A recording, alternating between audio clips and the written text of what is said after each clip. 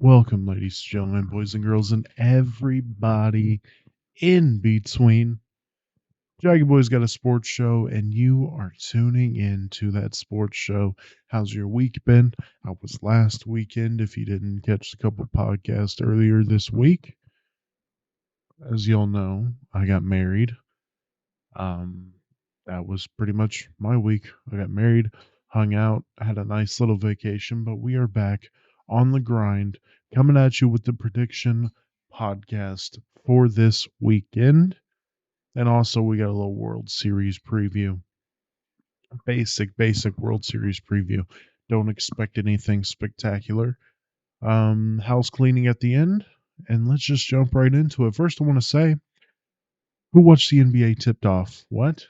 The NBA tip off past couple days. I watched the Phoenix Golden State game. I watched the Mavericks and the Spurs. I watched a couple games, had a lot of fun, and I just realized that my God, my weeks are going to be full of watching, the World Series and watching basketball. On the weekends, watching football and watching hockey. I just realized that, I want to take this so seriously, and to take this seriously, I need to keep up with a lot of sports, and sports is going to fill up my entire day. But I'm kind of happy about that, not going to lie. So let's get right into the predictions. First of all, the World Series is here. The 2023 MLB World Series, where the Arizona Diamondbacks are taking on the Texas Rangers. The Arizona Diamondbacks barely squeaking into the World Series playoffs.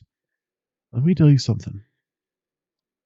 I think the Rangers would have a lot better chance if the Phillies made it out of that game 7. Everybody's saying the Rangers are going to sweep the Diamondbacks.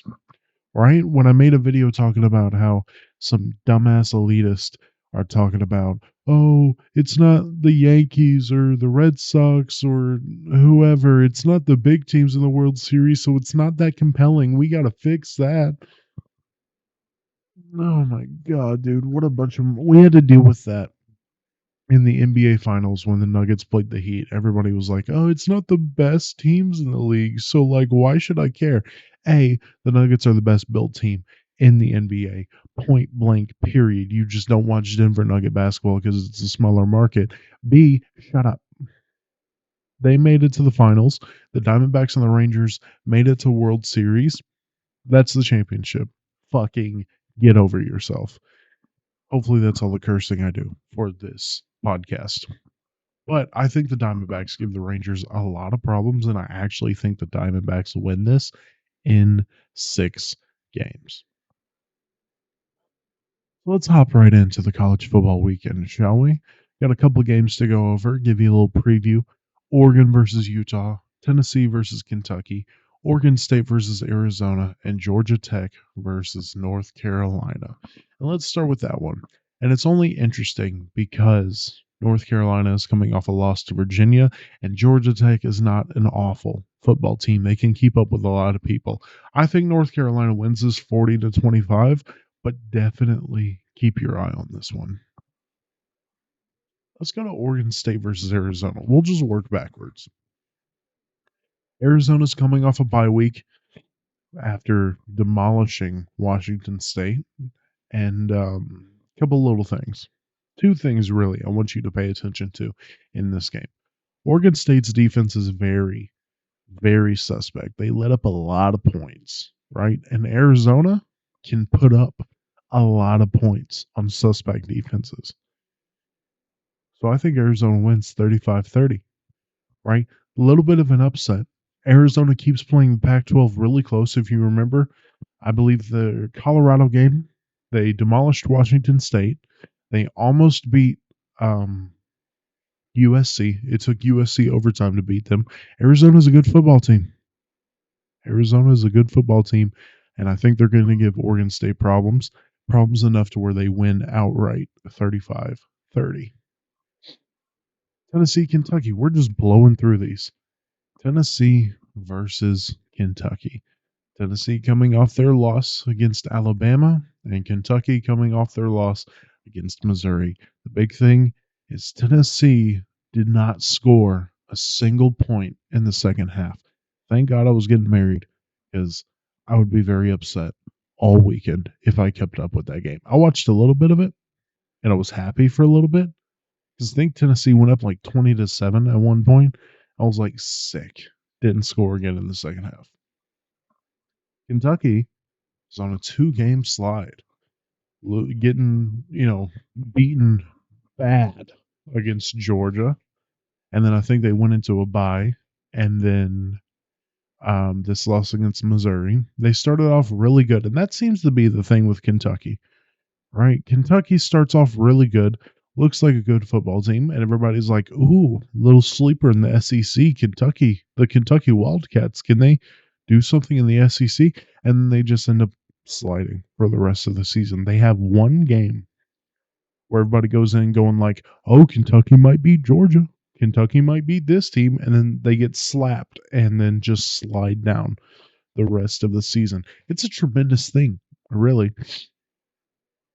And this is all based on how Joe Milton plays and if Kentucky's defense can keep up with the rushing attack of the Tennessee offense. I don't think they can. I think Tennessee wins this 30-24, but I think this is going to be a very, very interesting game. Now let's go off on what everybody thinks is the game of the week, which should be the game of the week. I don't think it is going to be, though. Oregon versus Utah, Pac 12 matchup. Now, why do I think that this isn't going to be as good as everybody is hyping it up to be? Utah plays a great defense, right? Not so great offense. And now officially that Cam Rising is not going to play the rest of the season, that offense is not getting any better. Yes, Utah plays great defense. They can't play offense. And you need a great offense to compete with Oregon. You just do. Oregon plays great defense and they have a very explosive offense, right? Washington was able to beat Oregon by playing great situational defense. If y'all remember that little word I kept saying. Washington played great situational defense and just gave the ball to Michael Penix Jr. Michael Penix Jr. did the rest.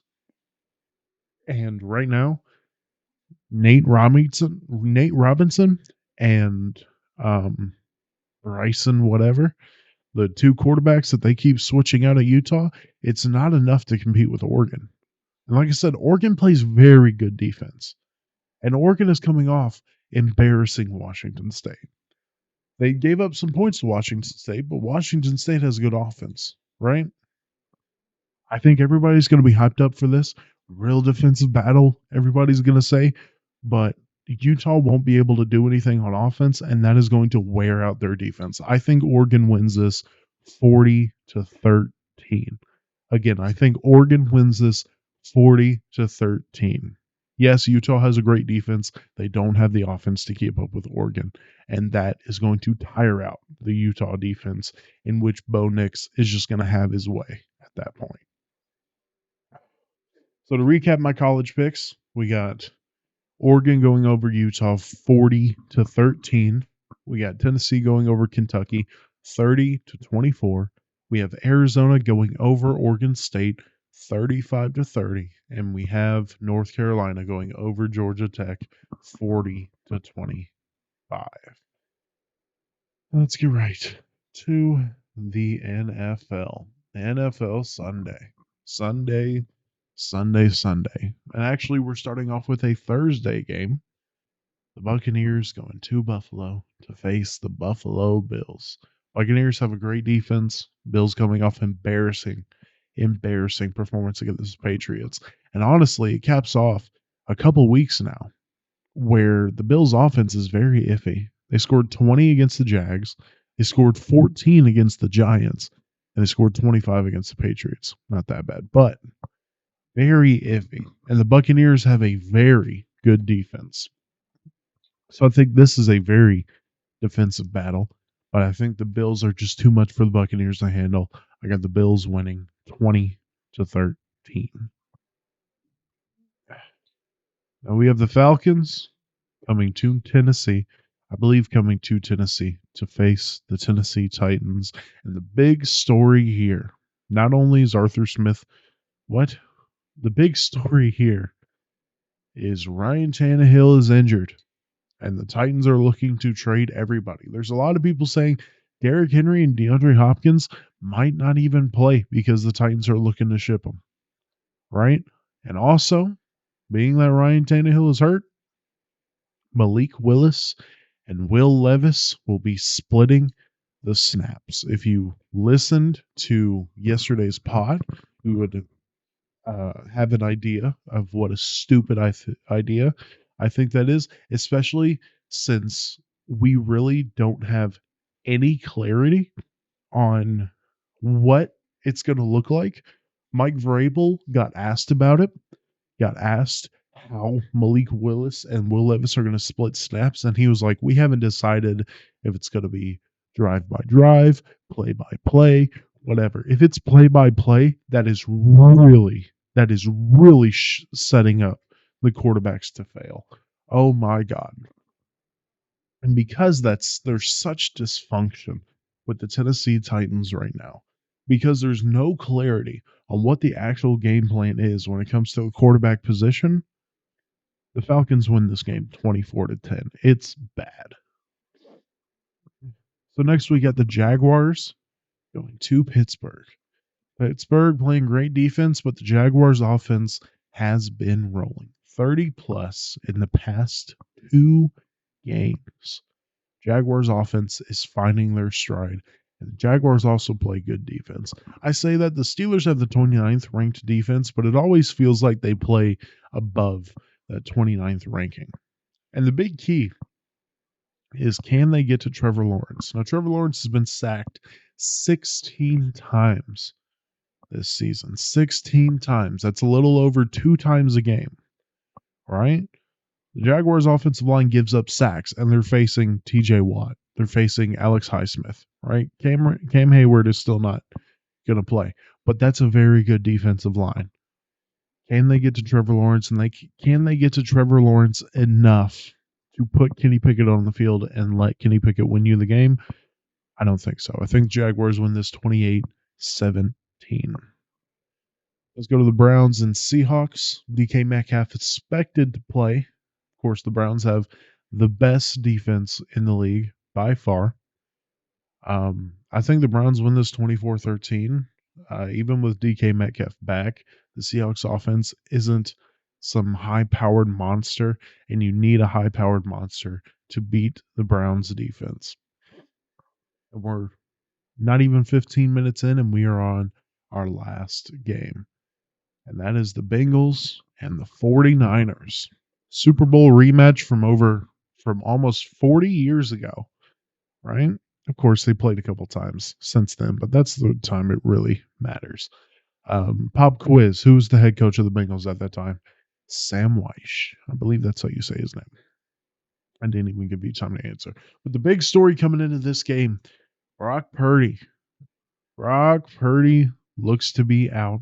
So does Trent Williams. Christian McCaffrey is expected to play, but Deebo Samuel, Trent Williams, and Brock Purdy are looking to be out, which means former number, 4 or 5 overall pick, Sam Darnold, is going to start for the San Francisco 49ers.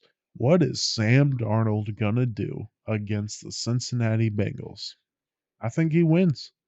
I think Sam Darnold beats the Cincinnati Bengals. 49ers win 27-20. The 49ers are on a 2-game skid, and they are too good to let it become 3. I'm going to stop playing with that. I think the 49ers win 27-20. I think the Bengals are sort of figuring it out, but they do not have it fully figured out just yet. So to go over my NFL picks, we have the Bills going over the Bucks 20-13. We have the Falcons going over the Titans 24-10. We have the Jaguars going over the Steelers 28-17. We have the Browns going over the Seahawks 24-13. We have the 49ers going over the Bengals 27-20. Thank you guys for tuning in. Follow me on Twitter, jjester615. Follow the pod on Twitter at Jackie's Show. Watch on YouTube, of course, same name, Jackie's Got a Sports Show. Email me, questions, comments, concerns, anything you want, oldjackieboy1021 at gmail.com. That is oldjackieboy1021 at gmail.com. Jackie's Got a Sports Show. You just tuned into that sports show, and I thank you, and I will see you on Tuesday.